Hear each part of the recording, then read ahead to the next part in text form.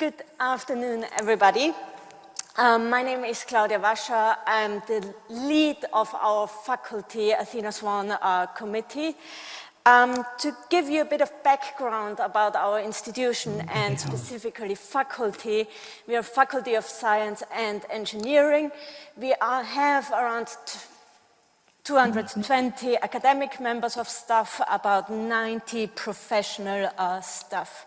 Our faculty comprises of 4 schools: Computer and Information Science, Engineering and Built Environment, Life Science, and Psychology and Sport Science, and Vision and Hearing Sciences, so that's a mouthful. We also have one research institute, which is the Global Sustainability Institute, and in our faculty we have around 6,000 students.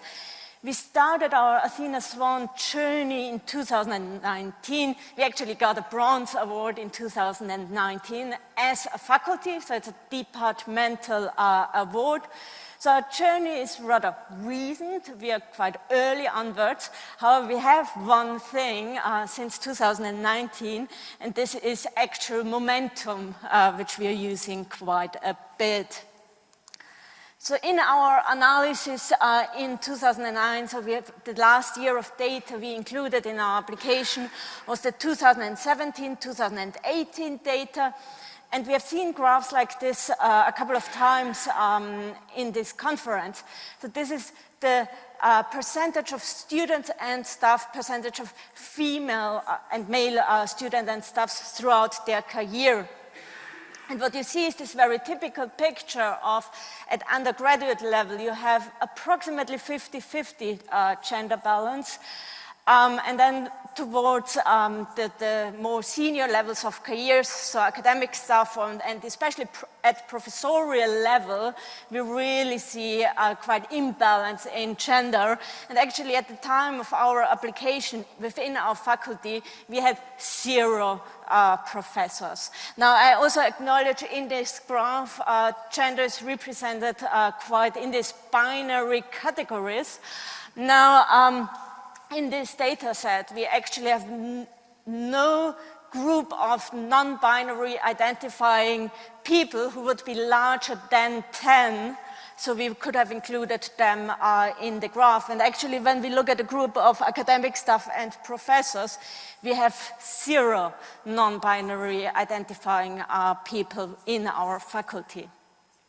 So in our 2019 action plan, we identified a couple of areas where we would like to work to actually have a long-term impact to change this picture and to increase the numbers of minority gender representing staff at professorial level or at the higher grades specifically. So we introduced 3 support initiatives which I would like to introduce you to today. The first was a promotion spreadsheet tool, and doesn't it sound very fancy? We introduced a tool. Now, all this actually is an Excel sheet listing all the promotion criteria. And then you have 2 boxes where people can actually self-identify how they think they meet the criteria, and they can actually ask their manager what the manager thinks how they meet the criteria. They can then agree on any developmental action and can set a certain timeline for the completion of this action.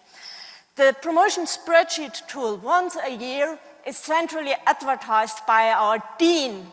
So when appraisal and annual review period comes, the dean actually sends around an email and remembers both line managers and members of staff to prepare for the appraisal, to have the appraisal, and to have promotion conversations within the appraisals. And the dean encourages members of staff to engage with the spreadsheet tool, actually no matter where people stand in their career journeys and whether they plan to apply for promotion that year or whether they apply for promotion in 5 years' time. People are always encouraged to have appraisal discussions around promotion using the spreadsheet tool.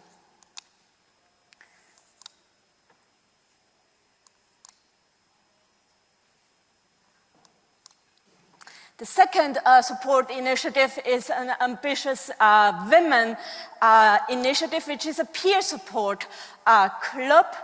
And what this basically does or intends to do is to create a safe environment for a small number of peers to discuss and encourage applications for promotions. These clubs are run locally in some areas of the faculty, so we're not rolling those out centrally, and they're organically self-organized based on community initiatives. So there's actually no central promotion of these initiatives.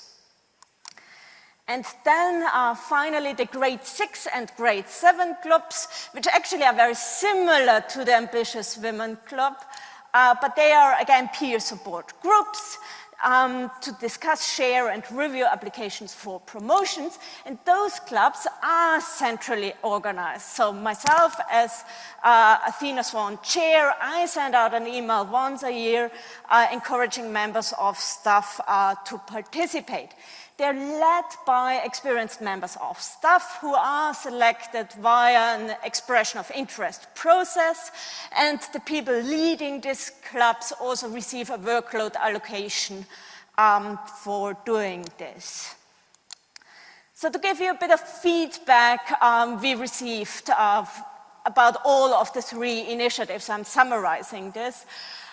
People really appreciated the space and times the clubs have provided them, and they said this has really allowed them to actually work on their applications during this time. One piece of feedback we got in a gender-specific way, so this is now specifically women, acknowledging that it was really nice, especially in the Ambitious Women clubs, to have a space where it was okay to be openly ambitious. People have fed back that they applied for promotions earlier than they would have done without these support initiatives. And staff really appreciated the clarity of the spreadsheet tool. So they really said that it helped them to understand the promotion criteria better and to evaluate where they are standing, but also to identify the developmental needs. I also want to feedback a bit on the line manager perspective, because I think often when we talk about support initiatives, we look at them from the staff perspective, but I think there's also a lot to it from the line manager's perspective. So they have told us that these tools, especially the spreadsheet tool, really help them to initiate conversations around promotions, which some people really find difficult and line managers find difficult at times. And they also said it helped them especially to guide rather difficult conversations. So, for example, in areas where developmental needs were identified, so line managers found it easier to communicate those two stuff. What were the challenges? And of course there were challenges. In the peer support initiatives, we had sometimes feelings of competitions. So especially in the centrally organized clubs, we had reports of some people who were perceived as just being in the clubs to kind of listen and get information and not to share themselves. We have addressed some of this successfully by talking openly about this and talking openly about that some people might have a feeling of competition. Then, of course, you have relationship fit. Again, more of a problem in the centrally organized initiatives where sometimes people were not a good fit personality-wise and they didn't like each other too much. Time always is an issue, especially challenging to organize clubs and protected time for part-time and flexible workers. And we found an interesting problem of readiness of people. So we actually started to see a pattern that people participated and wanted to go for promotion too far into being ready for it. So we're doing some work on who needs to have a conversation about who is ready for promotion or not. Very quickly through the numbers in our 2020 and 21 promotion round, We had 6 women and 3 men successfully promoting from lecturer to senior lecturer, 10 women and 1 man successfully promoting from senior lecturer to associate professor, and 2 women and 1 man successfully promoting from associate professor to professor. So the numbers suggest that the initiatives are working. So what is the take-home messages? We do feel that these support initiatives really have created a culture of open conversation around promotion within our faculty, which I think is a positive. We do think we see a positive effect of career progression. Obviously, there are issues about identifying this. Next to the actual data, how many people are promoted, I do want to highlight that there's a positive impact also to the well-being, because people felt they can have open conversations, which they previously not had. So thank you very much for listening today, and I'm very happy to have conversations, so please follow me on Twitter